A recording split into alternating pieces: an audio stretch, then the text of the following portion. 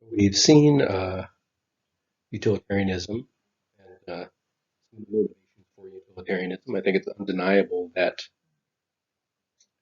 as humans, our minds are attracted to utilitarianism. I think that it's one of the two dominant theories of ethics, the second of which we'll come to in the next unit, because it represents the two dominant parts of our brain that think about morality in sometimes very different ways, right? Um, but hopefully I've convinced you of some of the appeal of utilitarianism. And then in this lecture, we're going to talk about some of the problems of utilitarianism that need to be worked out if it's a successful sort of unified theory of ethics. So there's different ways to approach or talk about these problems for utilitarianism. Rachel's does it based on these three tenets the utilitarians believe and shows how there are problems with each one. So utilitarians believe that, first of all, the morality of an action depends solely on its consequences, solely, solely on its consequences, right?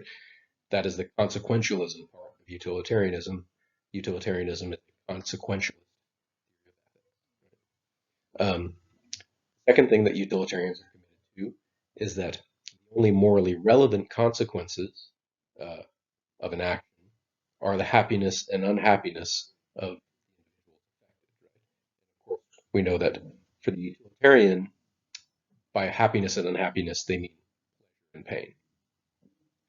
And then C, each individual's happiness gets equal consideration, right? As opposed to, say, ethical egoism, right? The utilitarian says, if a certain action gives me pleasure, that's great, that counts, right? We like pleasure as utilitarians. That goes in the pro column of the pros and cons.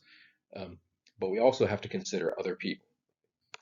It gives me a great deal of pleasure to go around just randomly punching people in the face. That gets balanced by the amount of pain that creates for other people, right? And if it ends up creating more pain, then it's morally wrong for me to do so, right? So everyone counts equally for the utilitarian. Seems, you know, certainly claims utilitarians make, and they don't seem particularly objectionable on the face of them. But if you chase them down, right, logical entailments, they cause some problems. So we've seen that, right, for utilitarians, happiness equals pleasure, right? But we can cook up sort of counterexamples that make that equality between happiness and pleasure questionable.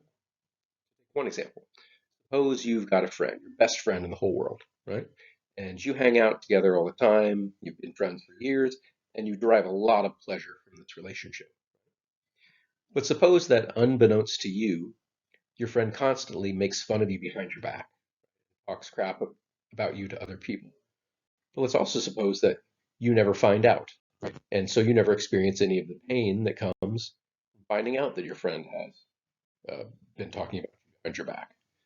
So would you say that's a good friendship, right? You say there's anything morally wrong with what's going on there? If you think that there's something wrong with that friendship, um, then you think that there's something more to friendship, right, than the pleasure that's generated, right? It seems like the utilitarian would have to say it is not morally wrong, right, for that person to talk about you behind your back. Um, it generates pleasure for you. You never generate any pain because you're oblivious to it, and therefore there's nothing wrong with that situation. If it feels to you that there is something wrong with that situation, that something is missing, right, some important source of value beyond pleasure, right, that the value of a friendship lies in something else besides just pleasure, right, something about the honesty, right, the sincerity of the then then it's hard to see how you could reconcile that with being a utilitarian. Right? Or take another example, right? Um, Suppose this girl in the picture here is not only a young pianist, but she is the greatest young pianist to come along, right, in decades. She's going to be the next superstar. She is going to do great things artistically. And let's say that it turns out that her hands are injured in an accident and her career is cut short. She can no longer play. But let's say that she goes and finds other things that make her happy. She becomes, I don't know, a writer, write about music or something like that. Gets just as much pleasure as she would have on the piano. She doesn't reach the great artistic heights as a writer that she would have as a pianist. Um, but the amount of pleasure is the same in either case. Would you agree that then, okay, nothing has been lost, right? It's all the same. Or are you inclined to say that if a great artistic talent is lost, um, that's important in itself? That's a source of value in itself, regardless of how much pleasure is generated. Again, if you think there's an extra value, right, to artistic achievements beyond just the pleasure they create, then again, it's hard to say, it's hard to be, right, because you want to say the source of all value, pleasure, right, the source of all morality, pleasure.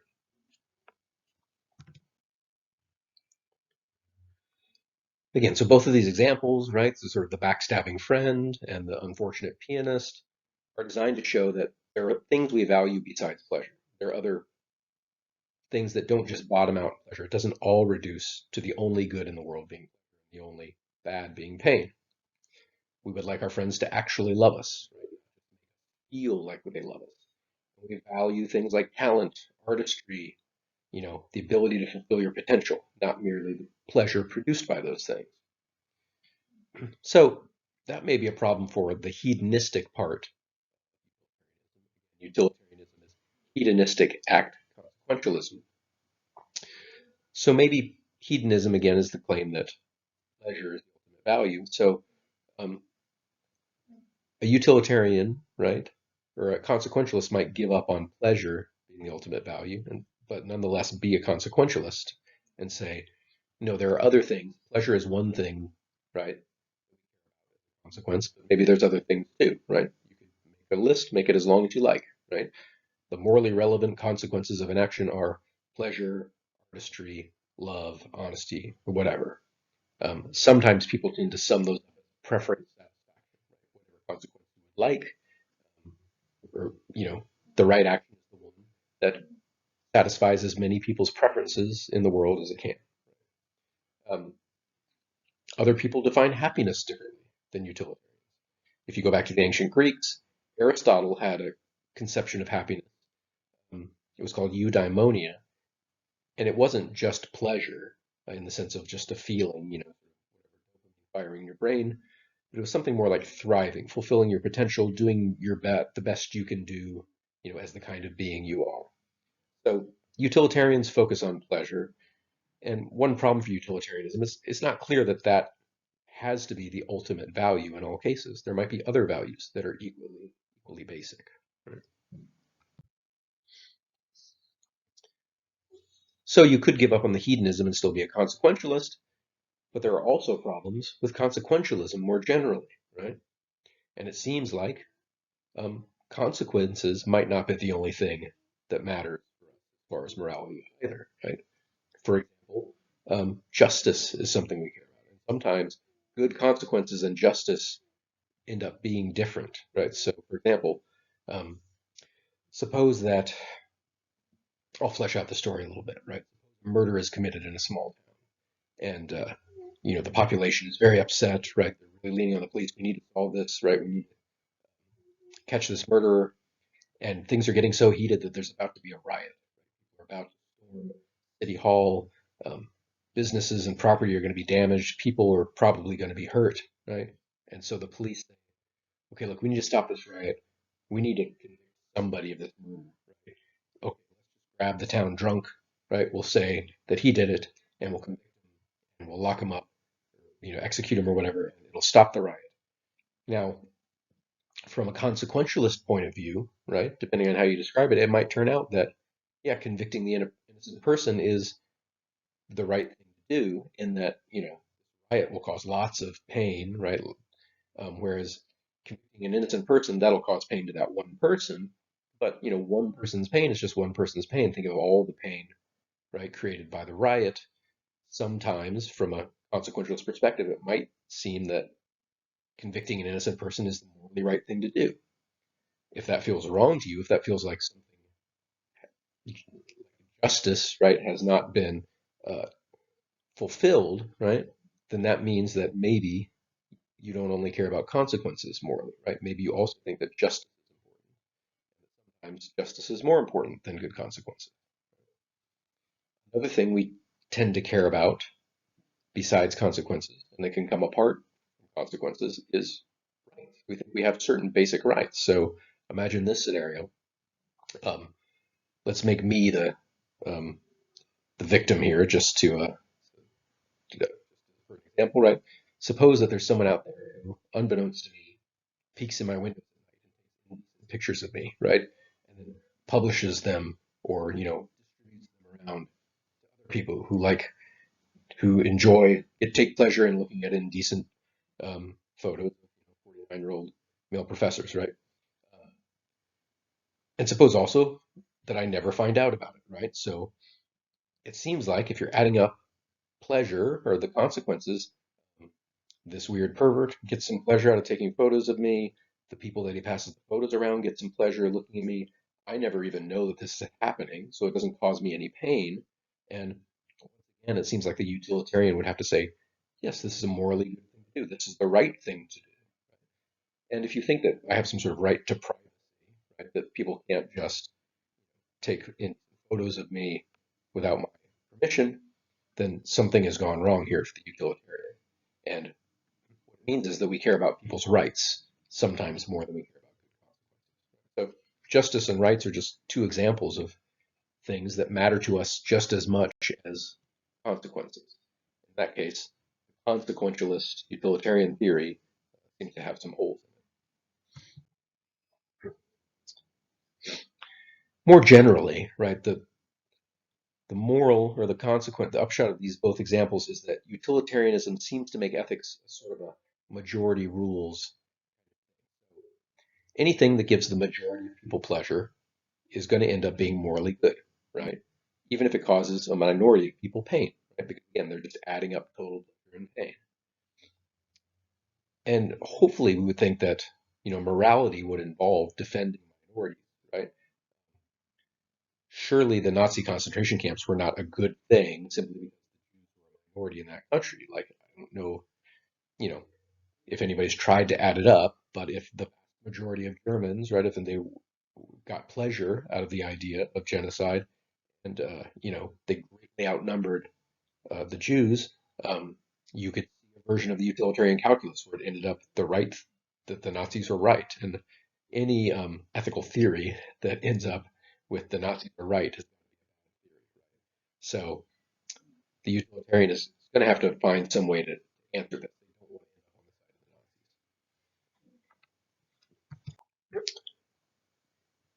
the side of the Nazis. Another issue with um, focusing only on consequences is that consequences are always in the future, right? Sometimes morality concerns things that happened in the past, right? So, for example, suppose that you promise to meet your friend for coffee on a certain date, or you promise to help your friend move a couch, or something like that, right? And then at the last minute, okay, right, you've made this appointment. At the last minute, you realize, oh, I really don't want to go today. Um, and maybe for whatever reason, you text them and let them know. But you do a quick little utilitarian calculus and you realize, um, yeah, they're going to be upset. But the pleasure I'm going to get out of skipping this coffee date is actually going to turn out to be much greater. And so, actually, the morally right thing for me to do is to blow them off, right? So it seems like keeping your promises is totally irrelevant to utilitarians. That's something that happened in the past. You're asking yourself, should I keep my promise or not? Um, the promise itself has no value, right? What matters is, okay, what will happen in the future if I break the promise, right? And if it's sometimes it turns out that, yeah, the right thing to do, right, the most pleasure would be derived from breaking my promise, then you do it. So that it's this issue of utilitarianism being always forward looking and not being able to deal with the moral relevance of things that happened in the past, right? And another example is punishment, right? So, this is a big debate in our society. What is the purpose of punishment, right? The utilitarian would have to say it's entirely rehabilitation. The only point of locking someone up in jail would be to prevent future misdeeds, to re-educate them, to make sure that when they get out, they don't create further crimes. But for the utilitarian, no part of it retribution. There's no idea of getting back at someone for a past wrong, right? And if you believe that there is some role for retribution in criminal justice, then it's hard to, you could be a utilitarian, right? If you think that, the victims of violence deserve in some way to see the perpetrator punished, right? Because it creates some sort of like, makes something whole, right? It makes up for some past misdeed. That wouldn't be a part of any utilitarian account of justice. It all has to be about the future.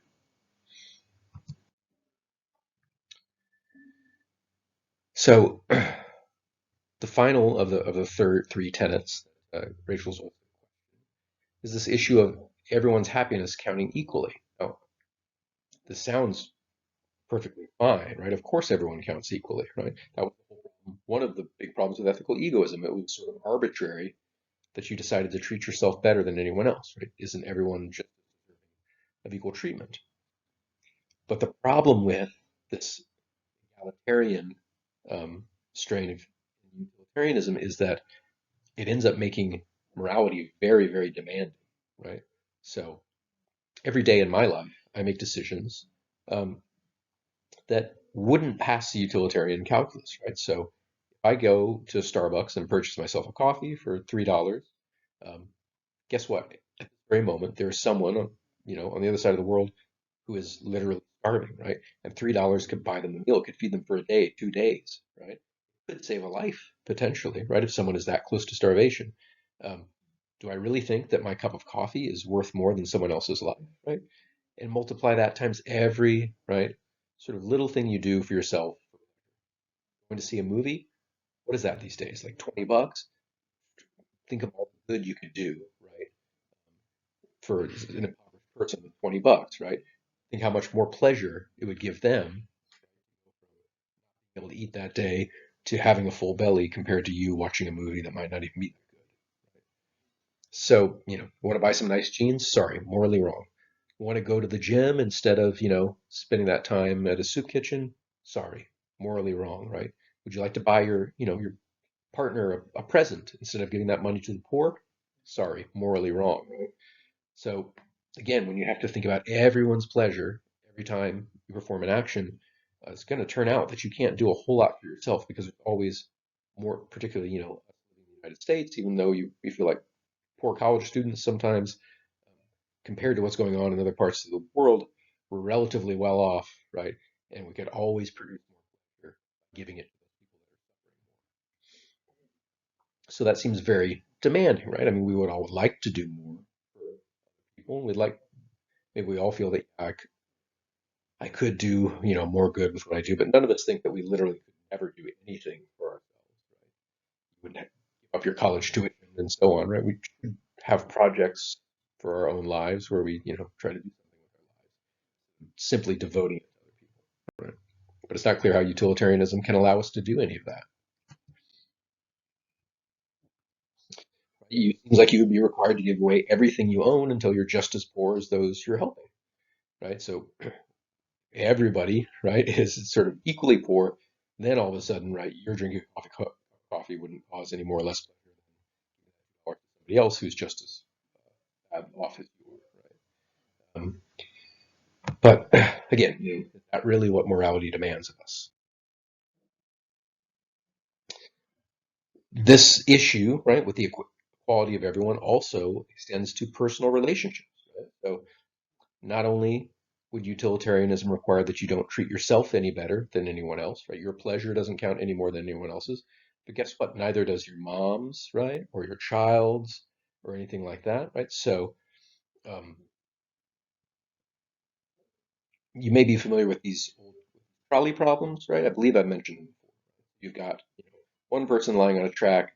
This trolley is speeding towards the five, about to run them down, but you could pull the lever, divert the trolley onto the track that has the one person, save five by sacrificing one. Right? And often people say, "Yeah, I guess I would." Adds up. Um, but what if it was your mom, right? Was the one person, or your child was the one person tied through track? Most people would say, "No way, I'm not pulling the lever to kill my mom." Right? I don't care if there's five people. Utilitarian, your mom doesn't count any more than anyone else, right? Um, so is it really morally required of you to kill your mom if it could save five people, right? Is that even psychologically possible for humans, right, to do that kind of thing? Or is that just too demanding?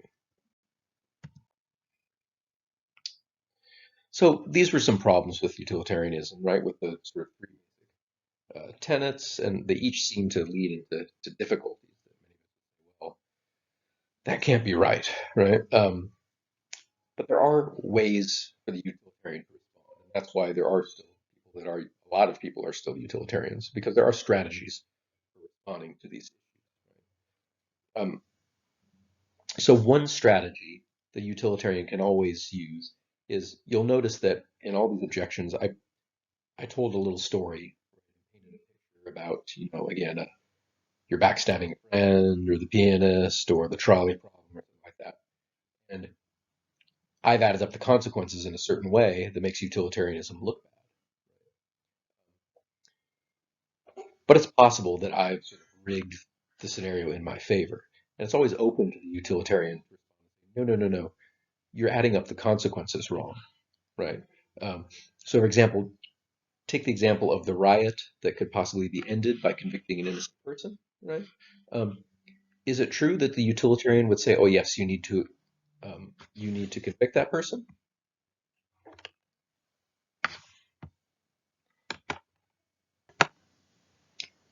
Instead, the utilitarian might say, "Actually, here's how the scenario would go down. I mean, it's very likely that someone will talk, right? So someone will leak, and the general public will find out that the cops convicted an innocent man, and they'll be very upset, right, with the cop.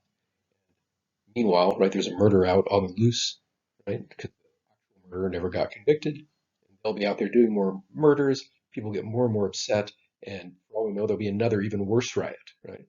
So, depending on how you describe, right, the consequences, the utilitarians' judgments about what you should do in that situation might either conflict with our intuitions, or they might line up with our intuitions. So the utilitarian always has the option of redescribing situations and say, no, no, no.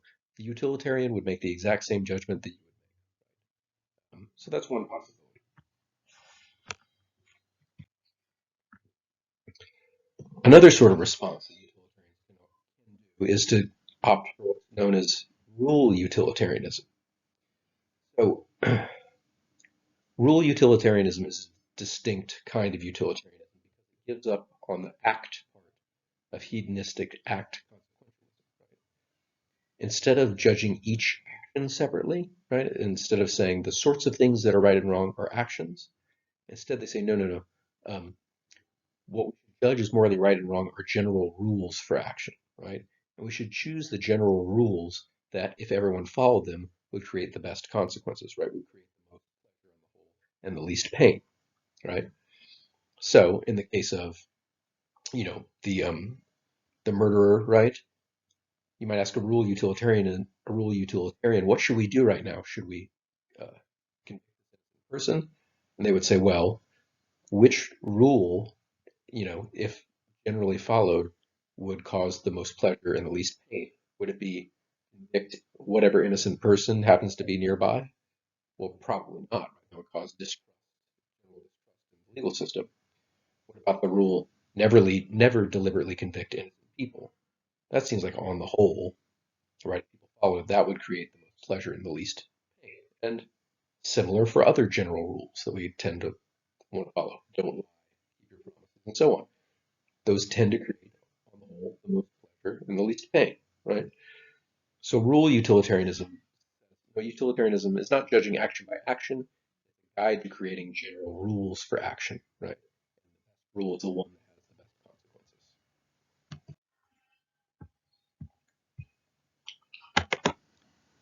But one problem with rule utilitarianism is, surely sometimes there's exceptions to rules. That was one of the benefits of utilitarianism, was it's flexible, right? And if I have to sometimes lie in order to, protect someone's feelings or save a life, then I'm allowed to lie according to, regular utilitarians. But rule utilitarians have given up on that, right? Now, maybe you could reformulate the rules to allow for exceptions, right? So never lie unless it would prevent, a murder or something. Um, but in that case, with all those exceptions, it's not sure that it's any different from act utilitarianism. Um, or, you can insist on never uh, breaking a rule, but then you're not really utilitarian anymore. So the problem with the rule utilitarian response to these problems is, look, either you're a utilitarian or you're not. If you're into rules, you're not really a utilitarian. And if you're a utilitarian, you're not into rules, and it's hard to reconcile the two. Another response is simply what we call biting the bullet, right? So um, when utilitarianism conflicts with common sense, you could just say, sorry, common sense is wrong in this case, right? Um, for example, if a critic says utilitarianism is wrong because it makes it okay to break promises if there are good consequences, um, utilitarian can say, look, the reason you're conditioned to think that in general you should keep promises is because in general it creates good consequences, right? But it's the utilitarianism that's the basis of your feeling, right, about promises. But if the promise doesn't create good consequences, then yeah, don't keep it, right? That's silly, the utilitarian would say, right? Utilitarian might say, look, sometimes utilitarianism seems to conflict with what my gut tells me, but sometimes your gut is wrong, right? Um, Most of the time, keeping promises has good consequences. That's why it feels right. But, don't always trust your gut, right? Your gut is sort of conditioned. And anyways, think about, the gut reactions of people back in the past about things like, races mixing and stuff like that. People's guts are often very wrong, right? So the utilitarian can say your instincts, can't always be trusted, right? And if you just keep thinking about the consequences, you can kind of convince yourself, right, that the utilitarian is right, even in counterintuitive situations, right? Because we all do like good consequences. So there are lots of strategies for the utilitarian, right? But it's not clear that it's going to work in every single case, right? Think about the peeping Tom case, right? Um, these issues where basic rights are being violated, it's not clear that the consequences balance it out, right? It's hard for me to say, well, as long as it gives a bunch of perverts some pleasure, I guess it's okay. I guess it's right that they took pictures of me. No, right? I'm just going to say that's wrong. Like sometimes there's something about these fundamental human rights that seems very important to us, seems to conflict with utilitarianism. More on that in the next unit.